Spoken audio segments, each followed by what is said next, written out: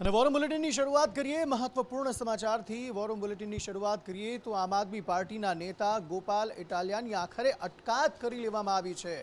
શા માટે ગોપાલ ઇટાલિયાની અટકાયત કરી લેવામાં આવી? મહિલા આયોગની સમક્ષ શા માટે તેમને રજૂ કરવામાં આવ્યા? શા માટે તેઓ ત્યાં હાજર થયા હતા? આ તમામ બાબતે વધુ માહિતી મેળવી લઈએ અજય યાદવ પાસેથી। અજય, આમ આદમી પાર્ટીના નેતા ગોપાલ ઇટાલિયાની અટકાયત કરી લેવામાં આવી છે। મહિલા આયોગ સમક્ષ તેઓ રજૂ થયા હતા। જે ધરણા કાર્યક્રમ તેમણે યોજ્યો હતો એનસીડબ્લ્યુની ઓફિસ ખાતે, તેને લઈને તેમની અટકાયત કરાઈ છે। આમ આદમી પાર્ટીના જે કાર્યકર્તાઓ છે તેમને લઈને તેઓ આ ઓફિસ ખાતે પહોંચ્યા હતા। આ અંગે વધુ માહિતી આપશે સંવાદદાતા અજય યાદવ। જી અજય।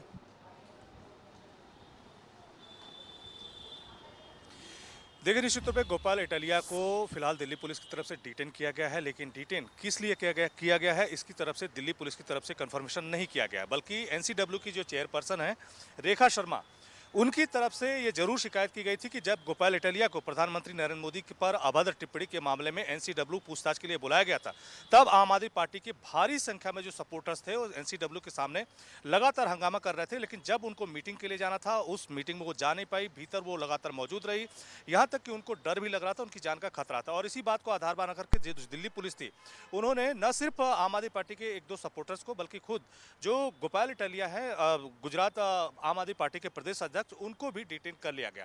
कहा जा रहा है कि ये जो सरिता विहार थाना है यहीं पर उनको लाया गया है, लेकिन दिल्ली पुलिस ने अपनी तरफ से ये कंफर्म नहीं किया है कि वो यहीं पे है।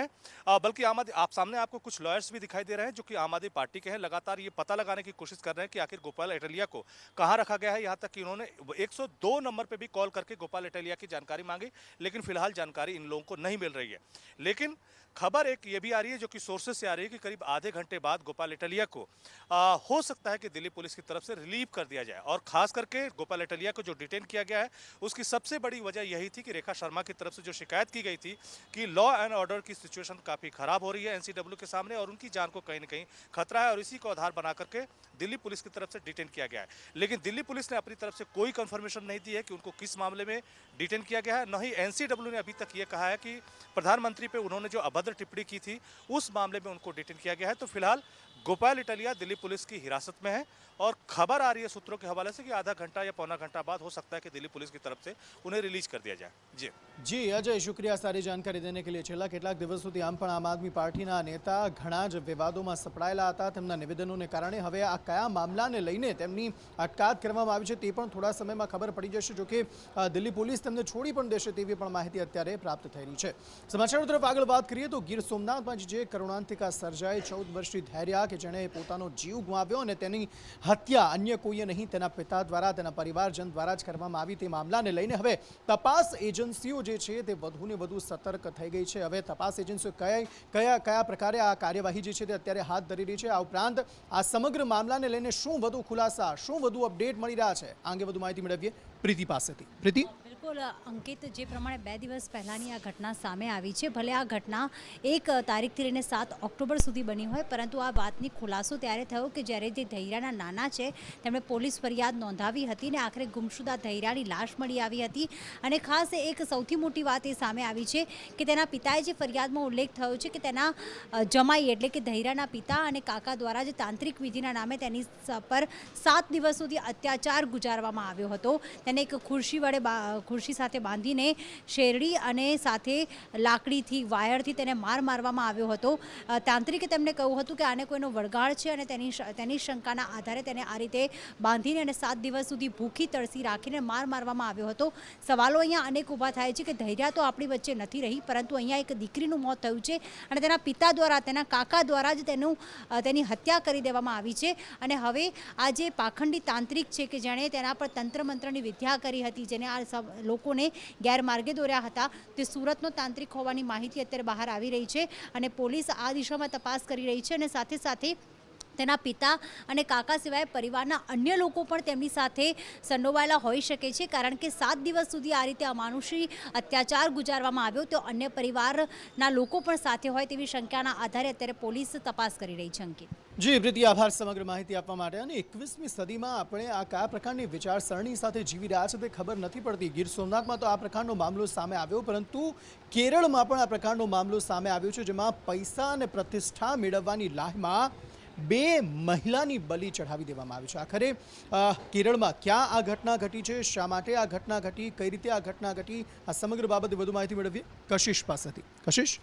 જે અંકિત જણાવી દઉં કે ગીર સોમનાથમાં તો જે કિસ્સો બન્યો છે એમાં ચલો ગામડામાં બન્યો છે એટલે આપણે સમજી શકીએ કે કદાચ એટલું એજ્યુકેશન ન હોય, પરંતુ જે કેરળમાં કિસ્સો બન્યો છે એમાં બલિ ચઢાવનાર ડૉક્ટર દંપતી છે. એટલે આપણે વિચારી શકીએ છીએ કે 21મી સદીમાં આપણે કઈ મેન્ટેલિટી, કઈ માનસિકતા લોકોની છે કે 2 મહિલાનું અપહરણ કરવામાં આવ્યું અને તેમને પૈસા અને પ્રતિષ્ઠાની લાલચ માટે તેમની બળી ચડાવવામાં આવી.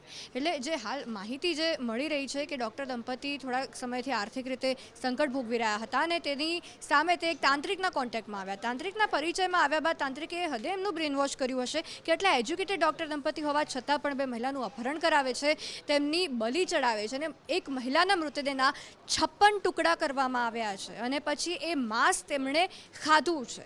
એટલે માનસિકતા, અંધશ્રદ્ધા કેટલી હદ વટાવી શકે છે અને પ્રતિષ્ઠા માટે લોકો કઈ હદ સુધી પગલાં ભરી શકે છે એનું આ ઉદાહરણ છે. ત્યારે હાલ તો દંપતી સાથે કુલ 3 લોકોને અટકાયત કરવામાં આવી છે, તેમની ધરપકડ કરાઈ છે અને કોર્ટમાં તેમને 26 ઓક્ટોબર સુધીને તેમની રિમાન્ડ કોર્ટે મંજૂર કર્યા છે. જી આભાર સમગ્ર માહિતી આપવા માટે. સમાચાર તરફ આગળ વાત કરીએ તો હિજાબ વિવાદ કર્ણાટકમાં છેલ્લા કેટલાક સમયથી વકરેલો જોવા મળી રહ્યો છે. મામલો સુપ્રીમ કોર્ટ સુધી પહોંચ્યો હતો. સુપ્રીમ કોર્ટે આજે મહત્વપૂર્ણ નિર્ણય લીધો છે. આખરે સુપ્રીમ કોર્ટ દ્વારા શું નિર્ણય લેવામાં આવ્યો છે અને તેની અસર આ સમગ્ર મામલા પર કેવી રીતે થઈ શકે છે, શું છે સમગ્ર વિગતો, કૃષ્ણા પાસેથી વધુ વિગતો મેળવીએ. કૃષ્ણા. બિલકુલ અંકિત, કર્ણાટકની એક શાળા કે જ્યાં 5 વિદ્યાર્થીઓને હિજાબ પહેરવાને લઈને આખો વિવાદ શરૂ થયો હતો અને આપણે ધીમે ધીમે જોયું હતું કે કર્ણાટકથી શરૂ થયેલો આ વિવાદ મધ્યપ્રદેશ, રાજસ્થાન, ઉત્તર પ્રદેશ સહિત અનેક રાજ્યોમાં પહોંચી ગયો હતો. હવે આ વિવાદને લઈને સુપ્રીમ કોર્ટે આખો વિવાદ તેની ચુકાદાની સુનાવણી આખી હવે મોટી બેન્ચને સોંપી છે, લાર્જર બેન્ચને સોંપી છે. પરંતુ આ બધા વચ્ચે 2 અલગ અલગ ન્યાયાધીશના અલગ અલગ ચુકાદા સામે આવ્યા, અલગ અલગ મંતવ્ય સામે આવ્યા. એમાં એવું થયું કે હેમંત ધુલિયા કે જેમનું એવું કહેવામાં આવ્યું, એમના દ્વારા એવું કહેવામાં આવ્યું કે આ હાઈકોર્ટ દ્વારા જે સુનાવણી કરવામાં આવી હતી તેને તેઓ માન્ય નથી રાખતા, એના ઉલટફેરના તરફેણમાં છે. સુધાંશુ ધુલિયા કે જેમણે મુસ્લિમ છાત્રાઓનો પક્ષ લીધો હતો અને તેમણે એમ કહ્યું હતું કે દરેક વ્યક્તિને બંધારણીય અધિકાર છે શું પહેરવું અને શું ન પહેરવું, આ બાબતને લઈને કોઈના પર પણ આપણે અંકુશ ન રાખી શકાય. અને બીજી બાજુ જે હેમંત ગુપ્તાનો નિર્ણય હતો એ હાઈકોર્ટ દ્વારા જે ચુકાદો આપવામાં આવ્યો હતો એની જ તરફેણમાં હતો. એટલે એવું થયું કે એક જ ચુકાદા પર, એક જ મુદ્દા પર 2 અલગ અલગ ન્યાયાધીશના અલગ અલગ નિવેદન સામે આવ્યા, અલગ અલગ મંતવ્ય સામે આવ્યા. પરંતુ આખરે સુપ્રીમ કોર્ટ હવે આખા મામલાની સુનાવણી લાર્જર બેન્ચને, મોટી બેન્ચને સોંપી દીધી છે અને આ બેન્ચ દ્વારા હવે ચુકાદો આપવામાં આવશે એની રાહ જોવાઈ રહી છે.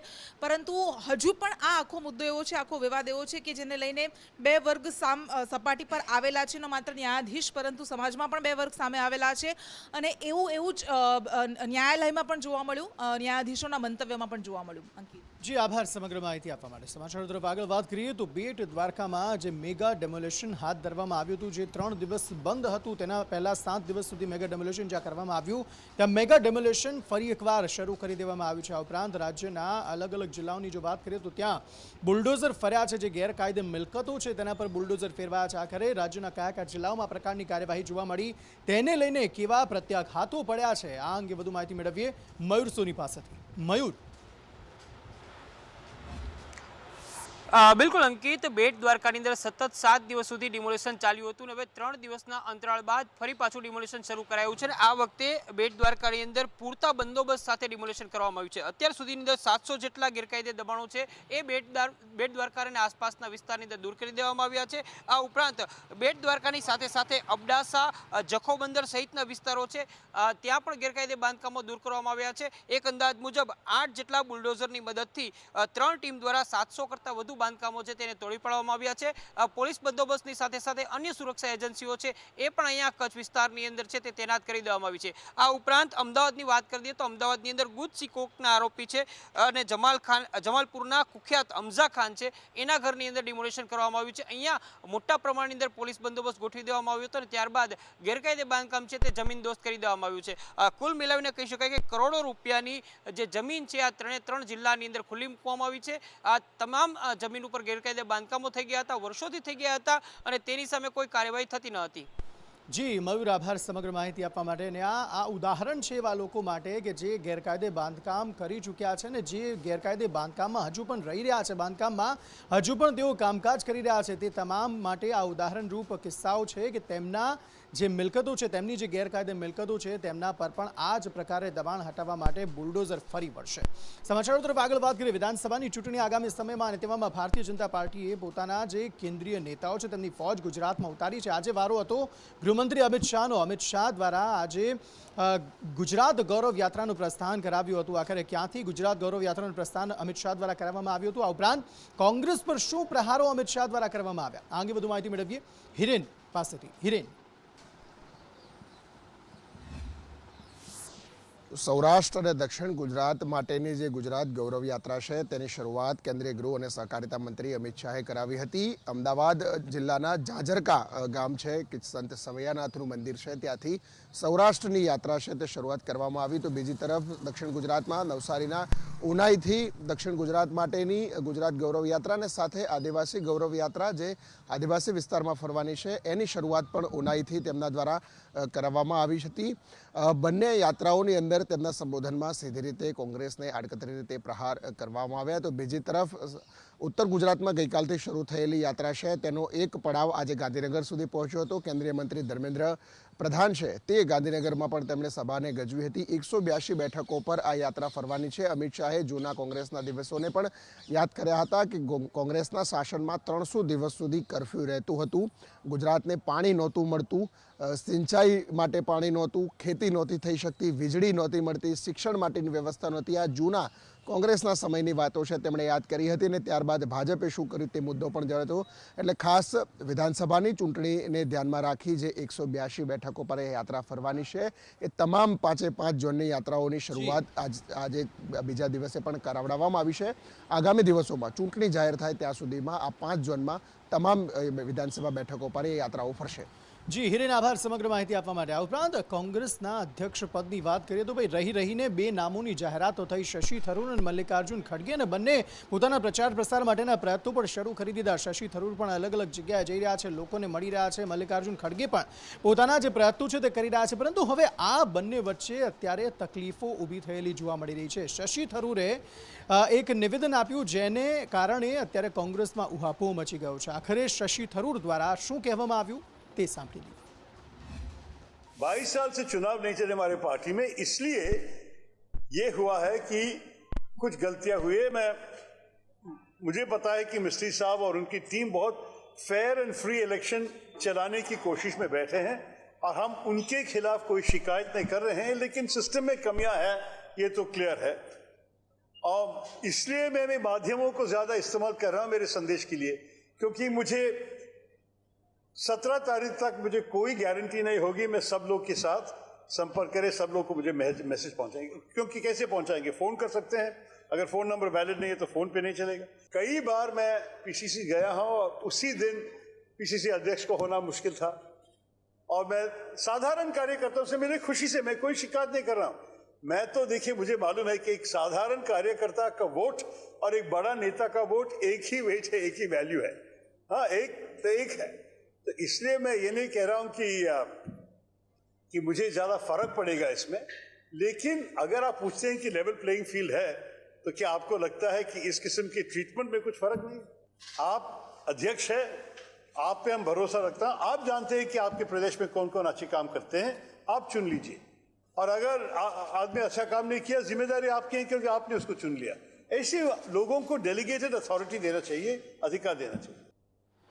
શશી થરૂરને જે તકલીફો પડી રહી છે તે તકલીફો પ્રેસ કોન્ફરન્સમાં તેમણે તમામને જણાવી, પરંતુ સાથે તે પણ કહ્યું કે આ કોઈ વાત તેઓ કહી રહ્યા છે, પરંતુ કોંગ્રેસથી તેમને કોઈ પ્રશ્નો નથી, તેમને કોઈ તકલીફ નથી, પરંતુ આ પ્રકારની તકલીફોનો સામનો તેઓ કરી રહ્યા છે. આ ઉપરાંત વાત CR પાટીલની કરીએ. ભારતીય જનતા પાર્ટીના પ્રદેશ અધ્યક્ષ છે અને તેઓ પણ અલગ અલગ કાર્યક્રમોમાં ભારતીય જનતા પાર્ટીને મજબૂત કરવા માટે કાર્યકરોને સૂચનો આપવા માટે જઈ રહ્યા છે. અને તેવામાં આજે જે કયા કાર્યક્રમમાં તેઓ હાજર હતા અને સાથે જ કોંગ્રેસ પર તેમણે શું પ્રહારો કર્યા તે સાંભળી. મિત્રો 2022ના ઇલેક્શનની તૈયારીઓ શરૂ થઈ ગઈ છે અને બ્યુગલ ફૂંકાઈ ગયા છે. ગુજરાતની અંદર છેલ્લા 27 વર્ષથી કોંગ્રેસ સત્તાની બહાર છે, પણ એમણે હમણાં બોર્ડ માર્યા હતા કે કોંગ્રેસનું કામ બોલે છે. જે 27 વર્ષથી સત્તામાં નથી એવા લોકો કામની વાત કરે છે. મારે એમને કહેવું છે કે કોંગ્રેસનું કામ નથી બોલતું, કોંગ્રેસના કારનામા બોલે છે અને એના કારણે લોકો આજે પણ એનાથી દૂર થયા છે. એના કારનામા લોકોને બહુ જ સારી રીતે યાદ પણ છે. એક તરફ CR પાટીલે કોંગ્રેસને નિશાને લીધી, કોંગ્રેસને આડે હાથ લીધી, તો બીજી તરફ કેન્દ્રીય મંત્રી ધર્મેન્દ્ર પ્રધાન તેઓ પણ ગુજરાતની મુલાકાતે છે. તેમણે પણ આમ આદમી પાર્ટી પર આકરા પ્રહારો કર્યા હતા. આખરે ધર્મેન્દ્ર પ્રધાન દ્વારા આમ આદમી પાર્ટી પર શું આકરા પ્રહારો કરવામાં આવ્યા સાંભળી લઈએ. झूठ फेरे बोलने की ये सौदागर है. बिना कुछ किए हुए बड़बड़ापन, अगर वो बड़बड़िया लोग ईमानदार है तो आप ही लोगों को लेके दिल्ली जाए. जिनके मुंह पे लज्जा नहीं है, हाया नहीं है, जिम्मेवारी नहीं है, शर्म नहीं है, उसको हम डरते हैं. ऐसे बड़बड़िया दल की ये समूह है. आप लोगों को मैं भी लेके जा सकता हूं. मैं केजरीवाल जी अगर इतना सब काम किए हैं दिल्ली मॉडल. ગુજરાતમાં વિધાનસભાની ચૂંટણી છે અને તેવામાં કોંગ્રેસમાં એક સાંધે ત્યાં 13 તૂટે જેવી સ્થિતિ છે. આ વાક્ય આપણે ઘણી બધી વખત કોંગ્રેસ માટે સાંભળી રહ્યા છે, કારણ કે કોંગ્રેસના જે કાર્યકરો છે, નેતાઓ છે, તે ધીરે ધીરે કરીને કોંગ્રેસનો સાથ છોડી રહ્યા છે અને અન્ય પાર્ટીઓમાં જોડાઈ રહ્યા છે. આજે પણ તેવા બનાવો જે છે તે બન્યા છે, તેવી વાતો જે છે તે સામે આવી છે. આખરે ક્યાંથી કોંગ્રેસનો હાથ કાર્યકરો અને નેતાઓએ છોડી દીધો છે, આ અંગે વધુ માહિતી મેળવીએ કશ્યપ જોશી પાસેથી. કશ્યપ,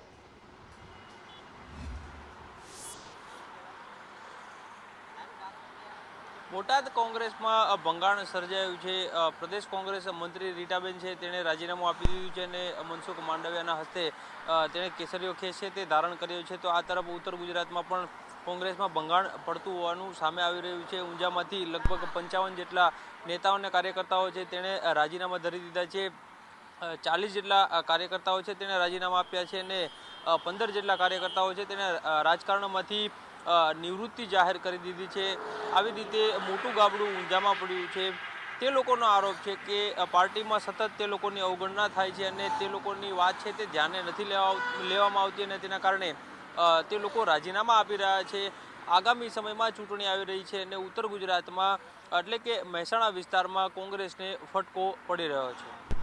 જી કશ્યપ, આભાર સમગ્ર માહિતી આપવા માટે. આ તરફ સમાચાર તરફ આગળ વાત કરીએ. સૌરાષ્ટ્ર યુનિવર્સિટી ફરી એકવાર વિવાદમાં સપડાય છે. આખરે આ યુનિવર્સિટીમાં વધુ એક જે પેપર છે તે લીક થવાનો મામલો સામે આવ્યો છે અને તેને લઈને અલગ અલગ જિલ્લાઓમાં વિદ્યાર્થીઓ દ્વારા હોબાળો પણ મચાવવામાં આવ્યો છે. આખરે શું છે આ સમગ્ર મામલો, વધુ માહિતી મેળવીએ જિગ્નેશ પટેલ પાસેથી. જિગ્નેશ.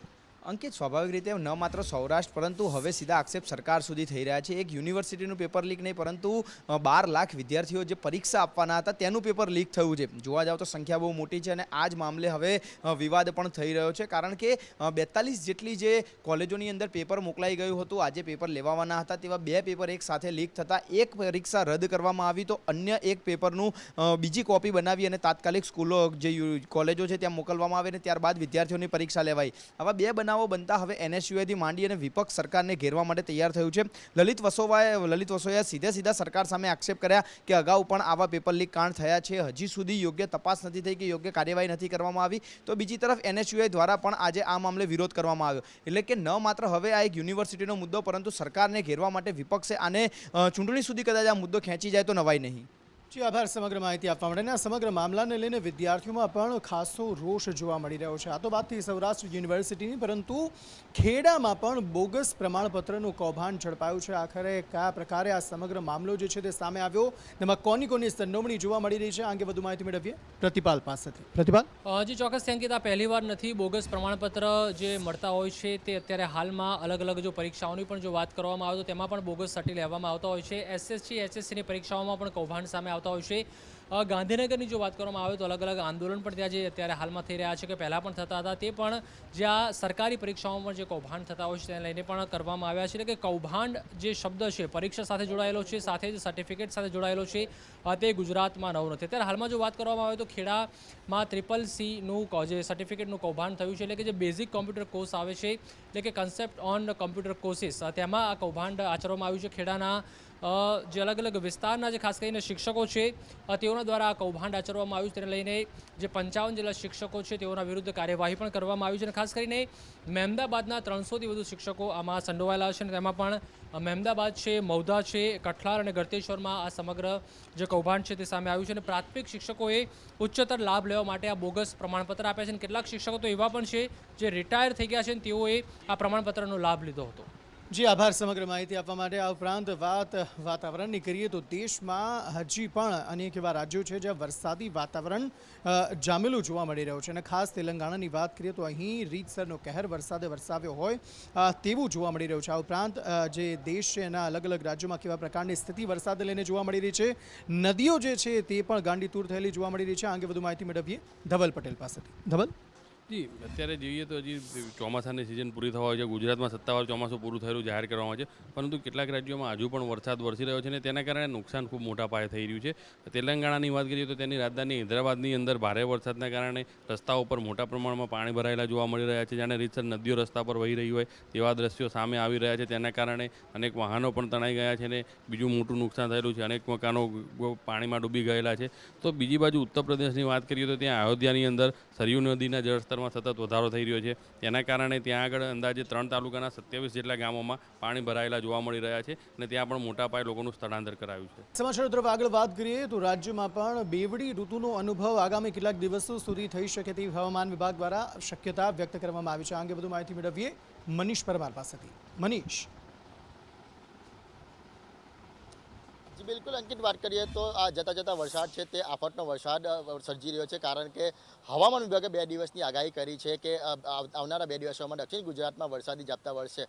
કહેવાય કે આજે જે તાપમાન છે તે પણ 37 ડિગ્રીની આસપાસ પહોંચી ગયો છે. એટલે જે ઝાપટા વરસવાની સાથે જે ખેડૂતોને નુકસાનીની ભીતિ સેવાઈ રહી છે, તો સાથે જ જે લોકોને છે તેને બેવડી ઋતુનો અનુભવ થઈ રહ્યો છે, કારણ કે છેલ્લા કેટલાક દિવસથી હવામાન વિભાગે આગાહી કરી હતી ને દક્ષિણ ગુજરાત સહિત ગુજરાતમાં વરસાદ પણ વરસ્યો હતો. પણ હાલ જે રીતના હવામાન વિભાગે આગાહી કરી છે તો દક્ષિણ ગુજરાતમાં છૂટોછવાયો વરસાદ થવાની સંભાવના છે.